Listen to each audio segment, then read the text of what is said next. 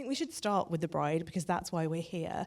But first of all, tell us about your love of the monstrous and how that led to the bride. Well, yeah. I'm just getting used to being in here with all of you people. I've just literally been like in an editing room, for so long. This is my first day of press, so bear with me. After I finished The Lost Daughter, I was looking for what my next film was going to be, and I had things knocking around in my head.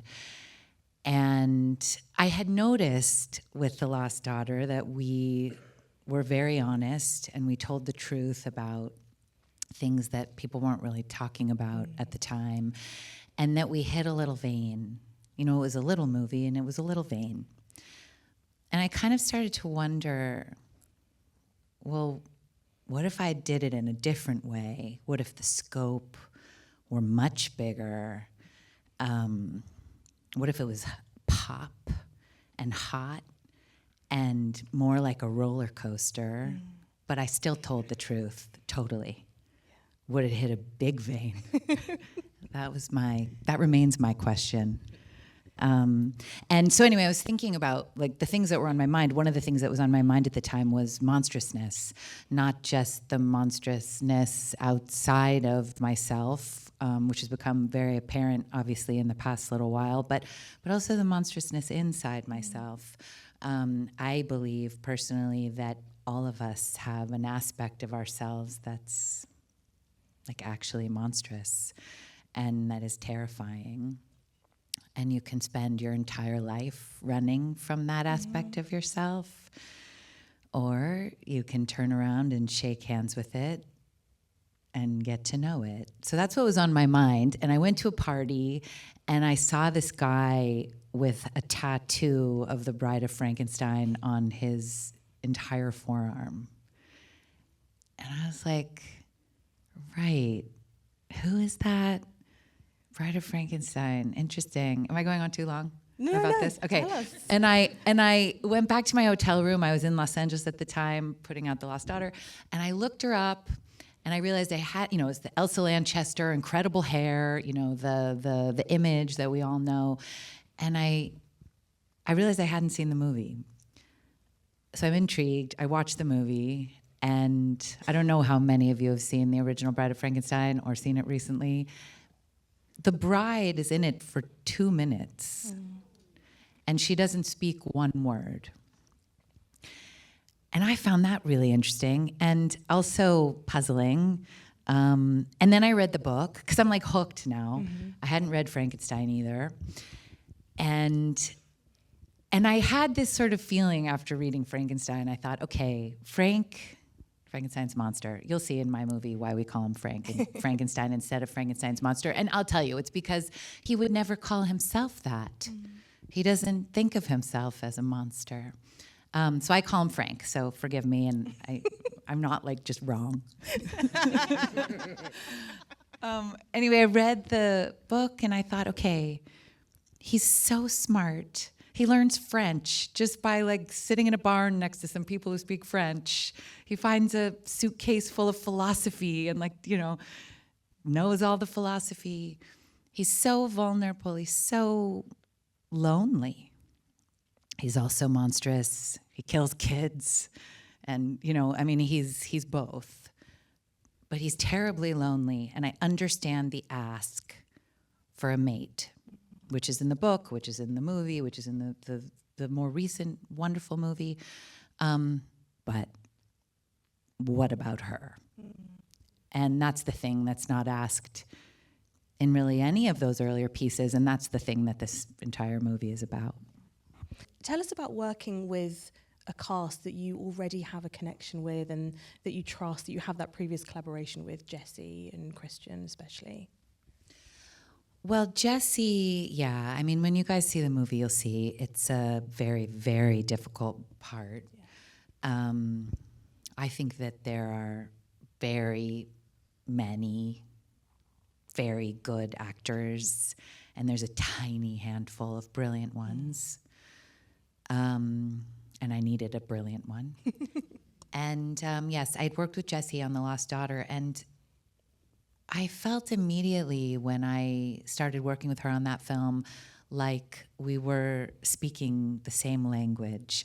And I realized on that movie, this is a slight aside, that not everyone speaks my acting language. And one of the great thrills of directing for me is figuring out how to communicate with each particular person. Jesse's section of The Lost Daughter was the first section, and so I was just talking to her the way I would talk to myself, and it went right in like water. Then I tried talking to Olivia Colman that way, and she was like, "What the f*** are you talking about?" And I bet she did say, "What the f*** are you talking about?" She did. And then I had to learn how to talk to Olivia, which was, as I say, it was a great pleasure. How do you talk to Ed Harris? How do you talk to Penelope Cruz? Yeah. You don't talk to Dakota Johnson the same way you talk to Annette Bening, but like, great. Let's go. But that said, Jessie, I've always talked to like I talk to myself, and I know she likes it. Yeah. So when I wrote this, I tried very hard not to write it for her, and to keep it open, and then I wrote it for her. And I asked her to do it, and she said yes. That was a simple one. Christian, who I know, and especially in IMAX theater, I really do want to talk about this IMAX work. I just say that because The Dark Knight, which we did together many years ago, was one of the first films that was really made for IMAX in an artistic way. So I liked Christian on that movie, and we got along and everything, but I wouldn't say we were friends. And the work we got to do together on that movie was good work, but it's not like it was like super deep, you know? And so I knew him, but not that well, to be honest. Yeah. And when I just let myself imagine who my Frank was gonna be, that had to hold all the things that I was just describing, he came to mind. And I thought, why not ask him? Like, what's the worst that happens? He says, no, I can handle that. And he really put me through the paces, man. Well, on set? Well, no, not on set. Before. He says now, and I wish I'd known this then, that he tries to say no to a movie. Like, he tries to put it down and forget about it. And if he finds after a long time that he can't put it down and forget about it, then he does it. So, no, on set, he was like such a love, you know, and kind of a little bit frank. Yeah. He didn't bash anyone's head in, but I loved working with them. And of course, my husband and my brother, I also knew and had. I also knew my brother, yeah. How was it working with Jake after, so 25 years ago you worked together on Donnie, Darko alongside each other, and then how was your working relationship evolved in those 25 years? I hope you're wrong, but that was 25 years ago. I'm sorry, it was 2001 that came out, I'm sorry. Well, again, it's like with the Christian and The Dark Knight, it's like, yeah, Jake and I worked together on that, but we're not really. I mean, it was quick, it was a couple scenes. Yeah. So this Jake is also, to be honest, he's a cameo in this. It was a small part, but it's very impactful, and it was such a pleasure to work with my brother. I loved it. I loved it. He is so loving and so talented. Your characters in this find so much solace in going to the movies, which I really loved. And I think, for everyone in here, can you talk about the healing power of cinema? Okay, I was thinking about this. I have one thing to say first, which is that, yes, because you guys haven't seen the movie, right? No. I thought it would be interesting if Frankenstein, who is so lonely, if his primary relationship is with a movie star who he goes to the movies and gets to take his face covering down, and he finds himself so ugly and so monstrous, but he's sitting in the dark, and he can sort of be private and relate to this guy. And of course, the guy doesn't know him at all. So I was using movies in this as a kind of fantasy land. The movies of the 30s, like the Fred Astaire, Ginger Rogers movies, are based in fantasy. And they they are delightful and they are delicious and the clothes are so great and the hair and the dancing and everything, but their love doesn't look like any love I've ever had. Their faces don't even look like, a face it's like it's real fantasy. And so much of my movie and these monsters at the center of my movie are about cracking open the fantasy. So I do find solace in the movies. I was thinking about it today, actually, because I did like a letterboxd interview, and I thought they were going to ask me what my favorite movies were, and I was freaking out. They do that. I was like, they do my that. favorite movies ever.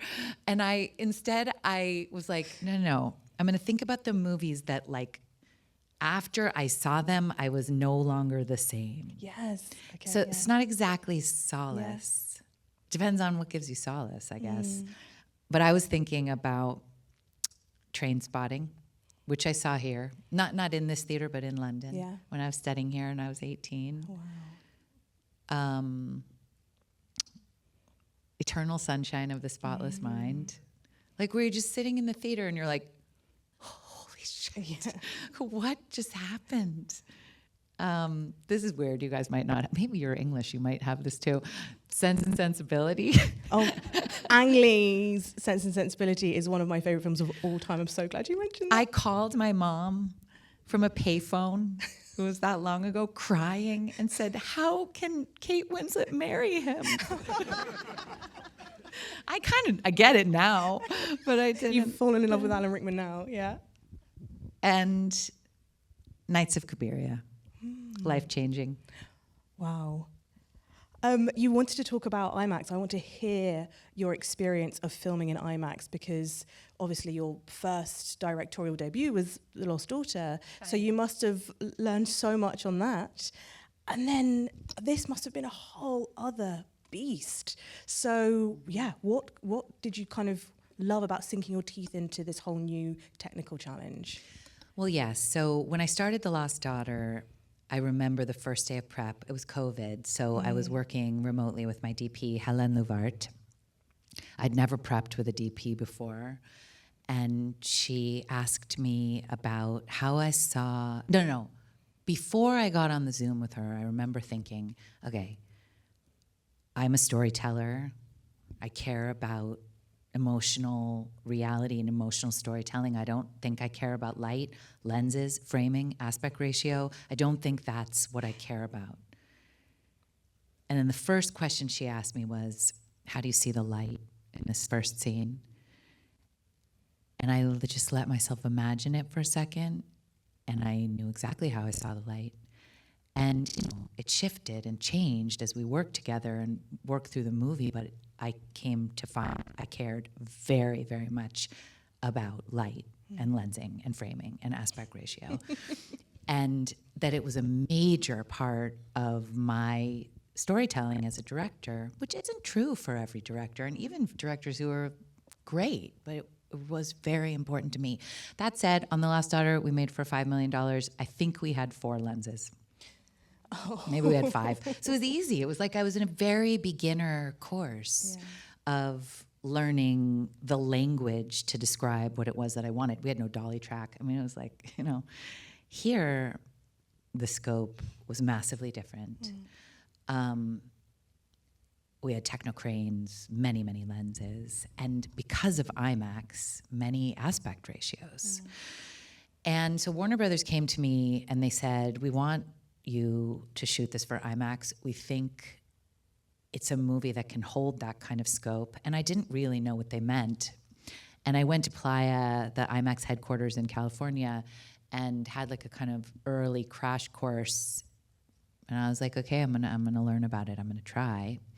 And then I got really, really deeply interested in it. And our use of IMAX is a major part of the storytelling in the movie. You can absolutely go and see it in 239 in a regular movie theater, and it plays beautifully. But my incredible cinematographer, Larry Sher, had worked in IMAX before. We decided we loved anamorphic lenses, but anamorphic lenses only hold a 2:3:9 aspect ratio, which is basically widescreen, which is like the middle of this screen. So we shot a lot of the movie anamorphic. And when we thought we might want to expand to fill this entire frame, because the thing about seeing a movie in IMAX, if you don't know this, I did not know this, so I'm not condescending to you in saying this, is that if it was shot for IMAX, on IMAX cameras that can hold that information, it can then pop open either to 190, which will fill most of the screen, or 143, which will fill the entire screen. So just to finish that thought, when we thought we might want to pop open, we had to shoot spherically on spherical lenses, which can hold that much information. So already we were thinking about how we were going to use IMAX and what that was going to do to the story. But as far as because I had never even seen a movie in IMAX except the premiere of The Dark Knight and maybe a rock climbing documentary at the Museum of Natural History, seriously, I didn't know about it. The way I then imagined how to use these incredible tools was new and was unusual. And the same guy who gave me the crash course that I took in the very beginning at IMAX then went to our QC at the IMAX theater, our sort of screening of the choices we'd made. And he said, I've never seen anyone use IMAX like this before. It's maybe not that massively different, but we used it when we wanted to have an emotional impact. Also, you can imagine in a movie about people coming back from the dead, there's a lot of magic in the movie. And we used it not just to show you magic, but to make you feel magic. Mm. And sometimes when we get deep inside of a character's mind, sometimes we pop to get bigger. And then it's more subliminal and you don't notice it as much. But sometimes we really slowly grow and animate it. And one thing we did that is, I don't think has been done before, is we sometimes grew slowly over more than one cut. So it gives you this feeling in the magic moments of the movie that something actually trippy, out of this world is happening. And I did go into this movie trying to make a roller coaster. And that does it. It's amazing. Okay, so we might go back, we'll hopefully go back to The Lost Daughter at the end, but to go from behind the screen to in front of now. And I want to go to Crazy Heart, because this is a film that I think moved so many people. It earned you an Oscar nomination. You've talked about Jean being this incredibly vulnerable person, but also an absolute pillar of strength at the same time. So what about that role of Jean and that experience of filming Crazy Heart has stayed with you? Okay, this is interesting. This is totally shooting from the hip because I haven't thought about this movie in a long time. Crazy Heart is a real love story. And if you don't mind, because The Bride is on my mind, I'm going to relate some of these back to The Bride. I mean, The Bride also is really an epic love story. One of the things I really learned on Crazy Heart, we're mismatched, right? We're tragically in love, and that's what's one of the things that's so great about the story. Sorry to catch in my throat. But when I met Jeff Bridges, who I think is one of those handful of brilliant actors, he basically walked up to me with his heart in his hands. I don't want to go on too much of a side note here, but I remember working on something else where I had to have a love story with someone, and I was freaking this guy out. I didn't want to have an affair. I just wanted to create real love. Yeah. And I remember talking to a friend of mine who's kind of like a mentor, and she said, well, that's what separates the women from the girls. And Jeff was a woman.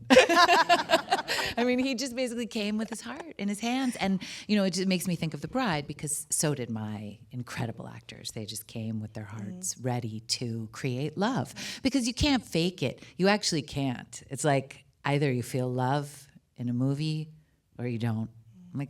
I don't want to watch the fake version. So that movie was we were all in love. Yeah. I sort of feel like with love, we're so conditioned for it to feel one way, and in Crazy Heart we see Jean realise how devastating love can be. I wanted to show you this clip of, it's kind of like the weight of falling in love with a singer, as you say, who she knows she's so mismatched with. I love that scene. I love that scene so much. You're just so open and so heartbroken, even though nothing, you're still in the kind of throes of it, but the anticipation of the heartbreak. Yeah, I think actually, I had this amazing teacher who died a few years ago. I'm trying to remember the note she gave me about that scene. Whatever it was a good note. Was this the one that you talked to with Ryan Coogler? Yeah. About being a 100-year-old woman? Yeah. Yeah, I told Ryan Coogler. He was like, I don't know, what did he ask me? I can't remember. I had this teacher who was just incredible.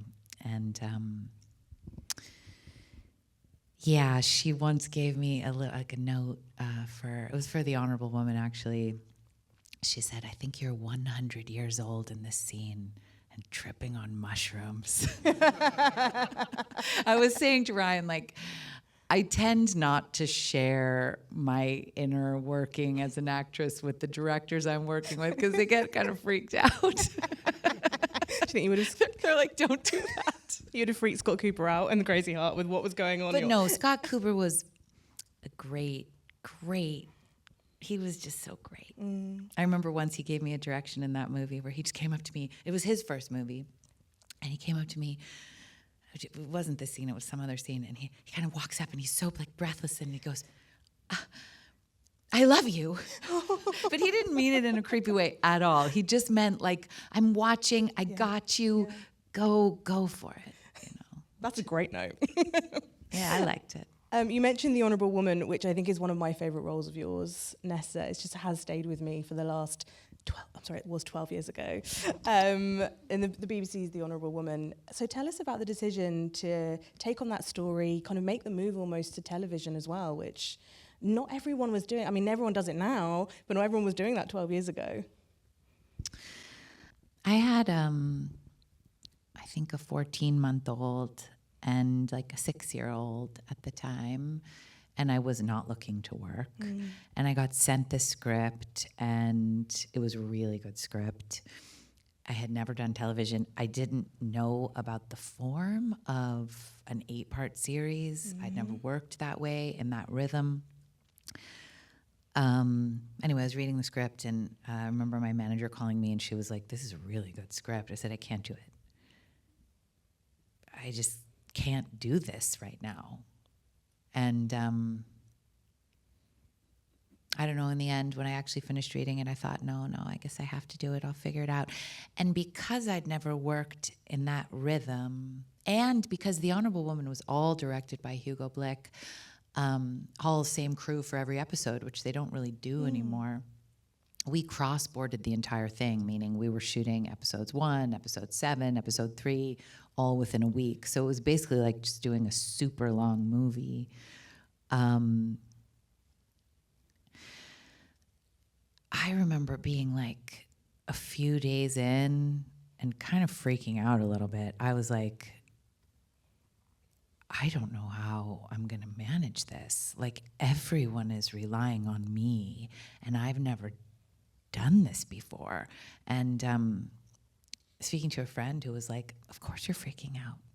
Like, that's so normal. You have never done this before. You just have to start doing it. And in fact, I think The Honourable Woman, which was after this, I think it was when I really started to figure out how to work as an actor.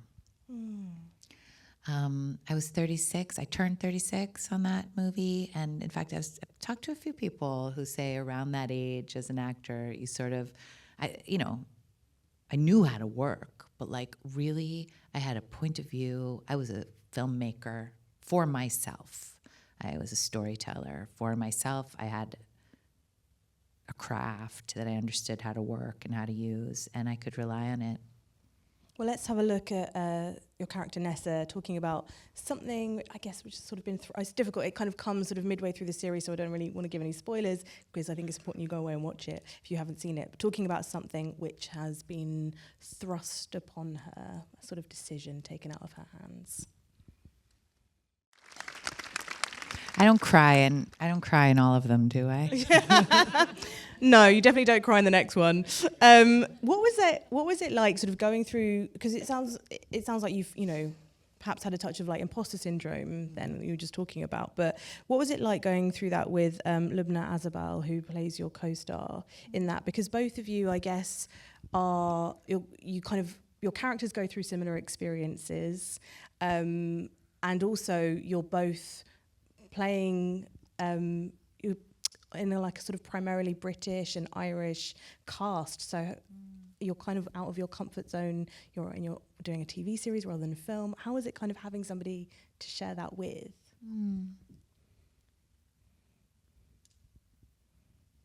I feel like our characters in that piece, even though I'll try not to give anything away, it is a really interesting series, even though we're allies and we kind of hold a secret together, we're also very alienated from each other. There's a kind of coldness between them. And sometimes that plays itself out in life. I really like Lubna, but there was a kind of I don't know, we didn't hang out a lot. It might have also been the fact that I had 2 young kids, and I would basically just finish work and go home and be with my kids. Yeah. The next clip that I want to talk about is not you crying, I promise, but it's from Sherrybaby from 2006 about a young woman just out of prison, a recovering addict who wants to kind of bond with her daughter, go back, bond with her daughter. And Sherry is such an interesting, kind of gorgeous, multifaceted character. What made you fall in love with her? The thing I felt about Sherry and Sherrybaby is, she's a woman who was a drug addict, really young, went to jail, had a small child, and gets out of jail and wants to go take her child back from her brother, who she's been living with, the daughter's been living with. And I felt very strongly, and this is directorial actually, it's interesting, when I look back on my work and think, maybe I always wanted to be a director in a way. I was like, this girl has got to get out of prison sober, served her time, did her programs in prison, ready to fucking live. She's got her new outfit and it's gonna be great. She has to get out of prison on fire so that she has a really, really far way to fall. And if you don't start that way, I don't think the movie works. Yeah. That was a conflict, actually, between me and the director, who I love. I want to ask you about this, because you have mentioned, so it's Laurie Collier, and you said that you kind of did clash a little bit about the portrayal of Sherry or the kind of direction. Here's another thing. I think it is the director's job, and I've been asked to do it as a director, to hold some of the painful shit that the actors are going through. If someone snaps at you or says, just get away from me right now, or whatever. And they don't, it's not you have to just take it and let them do their thing. The actors are going through weird, wild, strange things. And I wanted Laurie, I was so young, I was 23. I wanted her to be able to hold some of that for me. And I asked her to, and you know what? She did. And her script was brilliant, and I think she made a really, really great movie. But she was scared of that choice I made, that Sherry gets out of prison so bright, so hopeful. She wasn't sure, and I wouldn't let go of it. I knew that it was right, and I still think I'm right. Yeah. I don't know what she thinks, but I really think she made a beautiful movie, and I think she's a beautiful artist, and I think that sometimes two minds disagreeing about something creates something really interesting. Yeah. In case you haven't seen it, let's show a clip of Sherrybaby. This is kind of an awkward family meal, let's say.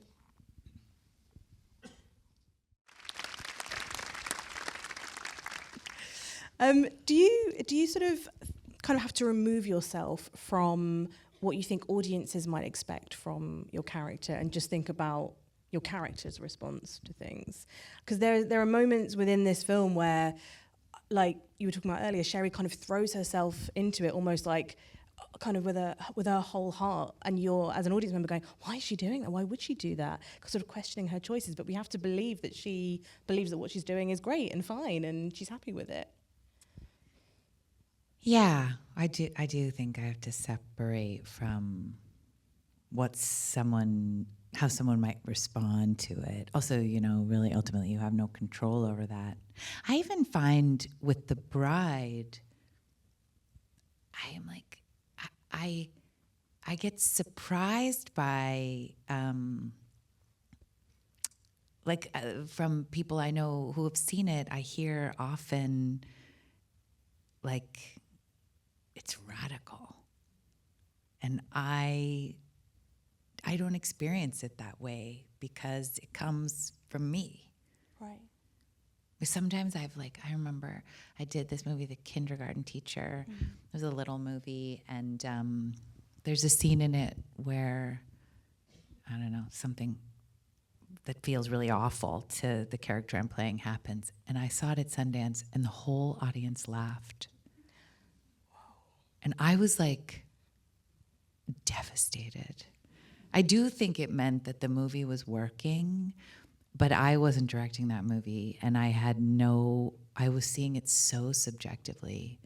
And I mean, I think they laughed out of an uncomfortable feeling, but still it hurt. When you're kind of putting yourself through the paces for any role, and that involves the research and all of that time taken at the beginning, your process, how long does that stay with you? Where does that go? How quickly does it leave you, if ever? With something like Sherrybaby, for example. I mean, God, I'm sitting here thinking, it's been so long since I've acted.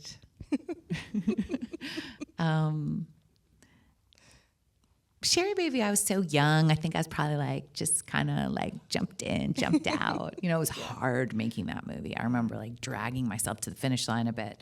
6-day weeks. Wow. I was in every single scene, really brutal stuff happening. And I'd set up a situation, like I was saying, for that character where it was a long way to drop. Mm-hmm. But that one, I think I kind of shook it off. The Honorable Woman took me a long time. And then as a director, I think I'm still in the world of The Bride. Yeah, I made a short film just kind of on a whim with a lot of my same crew, and I just started cutting it, and I was like, oh, this is still in the language of The Bride.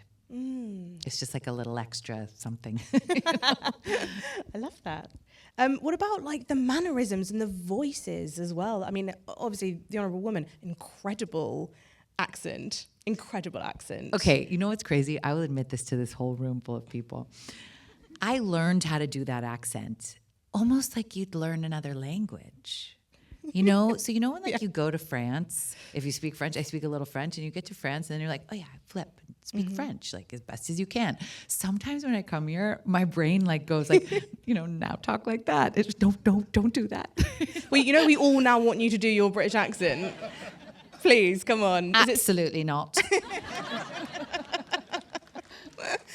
But also your physicality in your movies is so brilliant. And I was watching, I can't remember which role it was, but maybe it was Sherrybaby, the way that your shoulders hunched and almost you kind of cover your chest, and it's a sort of protection thing.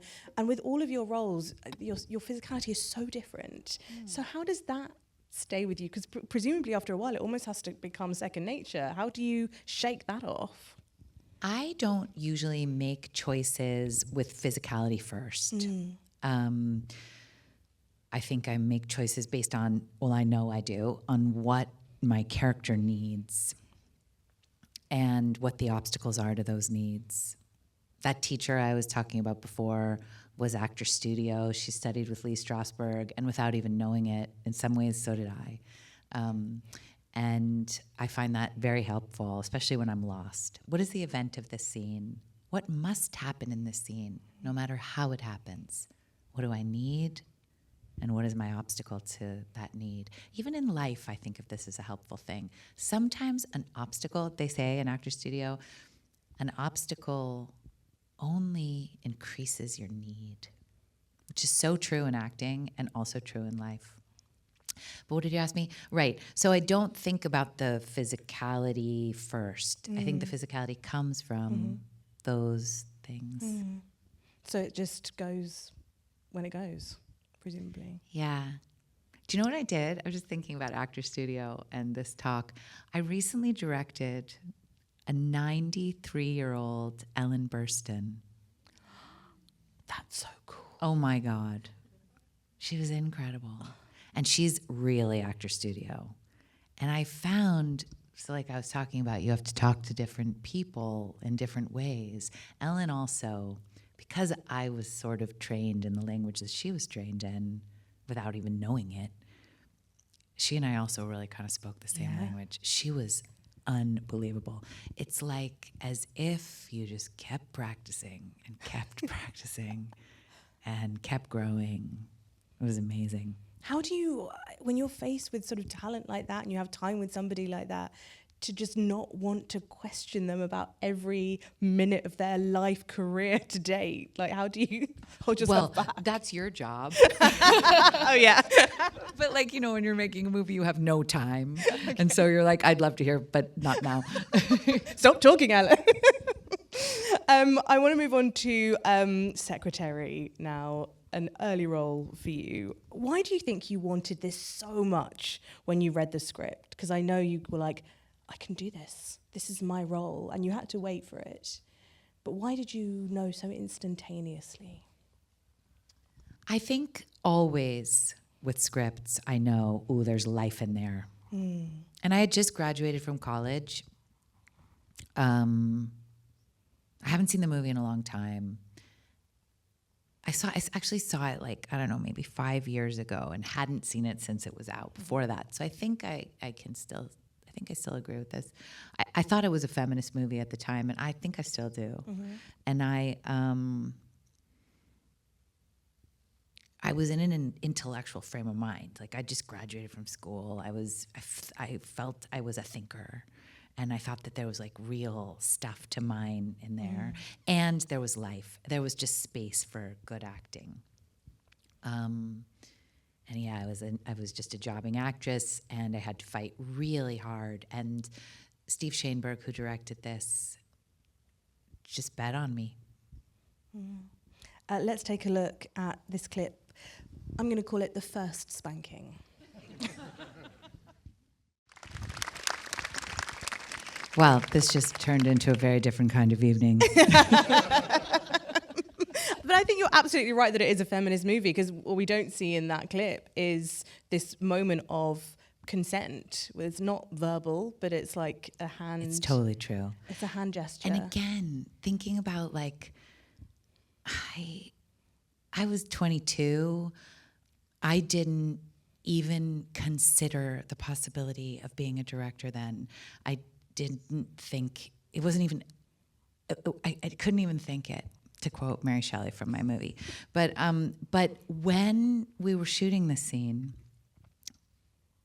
it kept happening that James would put his hand down on the table at the end of the scene, and I would put my pinky over his hand and like pull his hand toward me, which exactly, as you say, is a moment of consent. And if that character consents, then who are any of us to say that that isn't what she should be doing? And Steve, who was a really wonderful director, and by the way, so was Laurie Collier, who directed Sherrybaby. I don't mean to imply that she wasn't, only that we disagreed, which is kind of exciting. Yeah. But Steve didn't know that that was happening, and I went and told him. And I said, we should shoot this. Oh, you couldn't see it on camera? No. Oh, so that we did an insert of it. Like when you see it, you see an insert of it. Yeah. But that's directorial, and it's interesting to look back on it and go, you were. I mean, I know that there were some women directing movies back then, but I wasn't really cool enough to know about Agnes Varda, and I hadn't seen almost anything directed by women. I didn't know that that was really an option. If you were a storyteller, if you cared about stories, if you cared about human emotion, and you were a woman, you were an actress. There's all sorts of actresses who are storytellers and incredible activators of the story. But anyway, it's interesting to think about. Yeah. Thinking about your, you were talking about your working relationship with Jeff Bridges earlier and how you had to be very much on the same page with that. Was that your experience with James Spader on this? Because I've always been fascinated about the making of Secretary. I don't know, like James Spader just, yeah. Well, it's like if you have to create love, just as it is different with each actor, if you're the director, it's different with each co-star too. I mean, and there's different kinds of love. I mean, no, James was like, it was a tiny movie. We shared a trailer, meaning he was on one side and he had like a little couch and a little bathroom, and then I was on the other side, but there was a wall between. Right. And there were little steps to go to his door, little steps to go to my door. He would send a PA to knock on my door and say, Maggie, James would like to invite you over to his trailer for a chocolate. Be like, okay. I'm like, walk down the stairs over to the other side, up the stairs, and like have a chocolate with him. And Jeff Bridges, of course, is more like Maggie, like I can't imagine him like commandeering a PA. No, he doesn't want to fuss, he just wants to hang out. Why do you think Secretary moved people so much? And why do you think it was so groundbreaking and still is, let's be honest? I thought it was going to get a lot more backlash than it did, because it's outside the box. Yeah.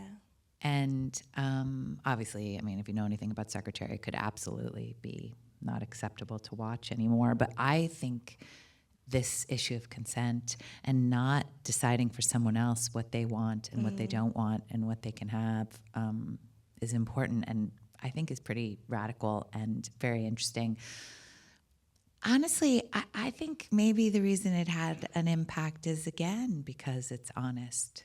It's asking those really difficult questions. Yeah, it's like at the edge of what we're used to thinking about and talking about sexuality. And, I'll say something else. I was saying this about Jessie Buckley today.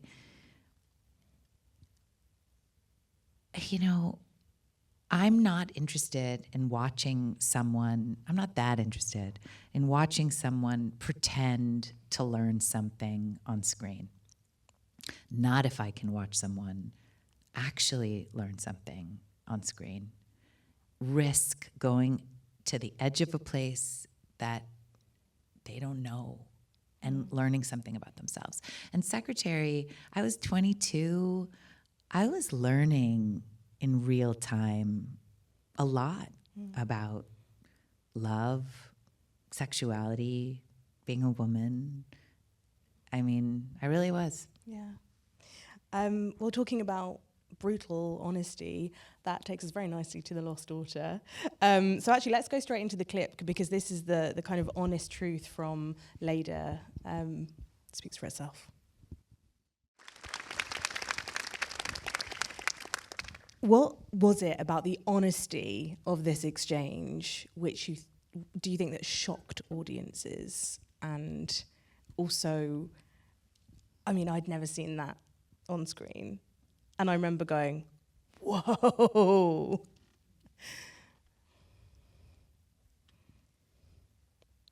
I I don't know. I mean, I guess we're just trying to be honest. Somebody gave me the note when I was showing the movie and cutting to cut the line after she says it felt amazing. She says, it felt like I was trying not to explode and then I exploded. So she just says, it felt amazing, which would have been really radical. Because, of course, that's not all it felt like. So, I don't know, it's really demanding the audience to be honest with themselves, too. I don't know, it's dealing in dark stuff.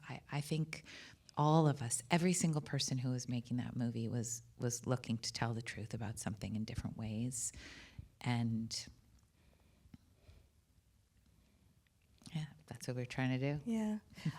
What is it saying in terms of invasion? Because there are so many moments where Leda's, not just peace, but just her life, her body, her finding solace in the cinema is invaded. So can you talk about that as a theme throughout? That's interesting. I'd love to read your paper. No, but like it's true. I mean, I have 2 daughters who I fucking love. I love them, but they do invade your body and suck on you and need. And it's so beautiful, but it's so intense. And it takes some getting used to. And there's nothing like it. And I guess I feel